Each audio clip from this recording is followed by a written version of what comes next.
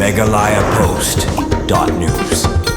Kipulit Anti-Narcotics Task Force ANTF Kajala Meghalaya henin kasungi klayo ban kemno yalangot kisnar khay drog basur khay Kajala Assam hakajing panap sirip kabla penlong hakibenta jong kathan tikri kila West Garhulls District kiti kilangot kisnar khay drong o kibalangat hakasirip kipulin ki kentup yo Sahidul Hussein Laipsan Snem Karta nakasnong Gumay Jahar Simlabari Usadam Hussein Laipsan Snem Karta nakasnong Rachmita Pantai baru Rashidul Hok Arplai Snem Karta nakasnong Chatai Meri baru kiti kilangot kidai nagul para district jong Kajala Assam hakajing talasi ya kiti kilangon kipulit kilayo ban korup ya santali kisunduk sabon kibala subat hep yo drug heroin ubadan ya kajing kia kabasan pulai grams artali ki tuk lempalai tali ki mobile phone nakaliang keyboard pulin kidon kajing subajur bagiti kilangot kisnar khay drong kidai ki bedon benta bat ki kenhun ki bahe hakakam khay drong nakawai Kajala syakawai pan banakaliang keyboard pulit ke ANTF kidang penlong ya kajing tokit ka babania halor kani ka benta susu nakaliang ki pulin kilaong ru baladadon manu ki bedon jing tip sepang kiti kisnar khay drong lani ki bri ki bedon jing dai bat ki halor ka kam khay drong kila banwan syakmat banajing tip sa ki pulit ANTF Kajala da ka bakularu banburi ya ka kerteng ka jongki bat on airu ya ka kusnam ka babyang